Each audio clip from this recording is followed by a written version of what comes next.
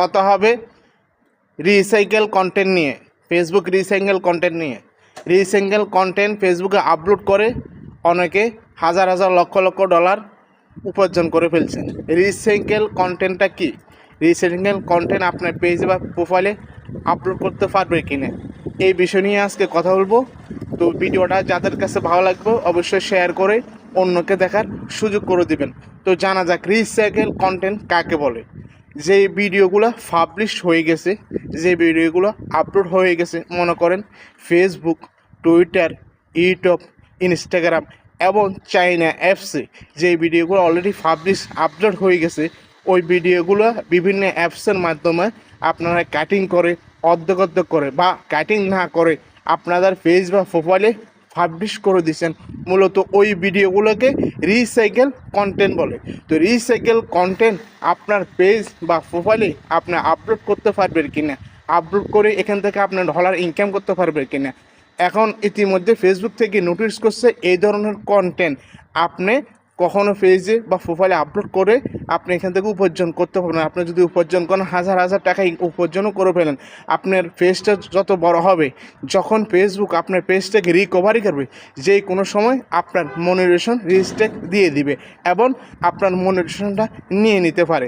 আপনাকে, এটা আমার কথা না, এটা ফেসবুকের কথা, আমি আমার নিজ থেকে বানিয়ে বলতেছি না। কারণ এই ধরনের কন্টেন্ট দিয়ে আপনার কথা সত্য, আমার কথা সত্য, অনেকে হাজার হাজার লক্ষ লক্ষ টাকা ইনকাম করে ফেলছেন। তবে যারা এখনও এই ধরনের কন্টেন্ট আপলোড করার ইচ্ছা আছে, যারা এই ধরনের কন্টেন্ট এখনও আপলোড করেন এমন আছে যাদের পেজে প্রোফাইলে, অবশ্যই আপনারা এটা ডিলিট করে ফেলবেন, আপনার পেজটাকে নিউ এবং রিকভারি করে ফেলবেন। এক্ষেত্রে আপনি হয়তো সামনের দিকে ফেসবুক থেকে আগে হয়ে যেতে পারবেন। এবং প্লাস যারা চিন্তা ভাবনা করেছেন আপনারা সতর্ক হয়ে যান, এই ধরনের কন্টেন্ট আপনার পেজ বা প্রোফাইলে আপনি আপলোড করবেন না।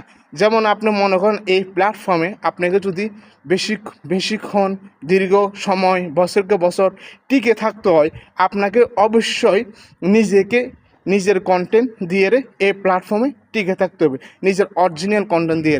যেমন ফেসবুক যে সময়ে আপনার পেজটাকে রিকভারি করবে, আপনারা হয়তো অনেকে জানেন না রিকভারি একটা জিনিস, আর আপনি ফেসবুকের গাইডলাইন ভঙ্গ করে যে কোনো ফটো ভিডিও আপলোড করে সেটা নগদে আপনাকে হয়তো যে প্রফেশনাল ড্যাশবোর্ড বা সাপোর্ট ইনভেস্ট আপনাদেরকে দেখিয়ে দেয় যে এই ভিডিওটা ডিলিট করার জন্য সমস্যা হয়ে গেলে। কিন্তু রিকভারি ভিন্ন বিষয়। যখন যার পেজটা রিকভারি করে তখন তার পেজে যে কোনো সমস্যায় যে এই ধরনের রিসাইকেল কন্টেন্ট যখন থাকে তখন আপনার পেজের মনিটাইজেশন নিয়ে যাবে, আপনার পেজকে ভ্যালিডেশন দিয়ে দিবে, নট রিকমেন্ড দিয়ে দিবে।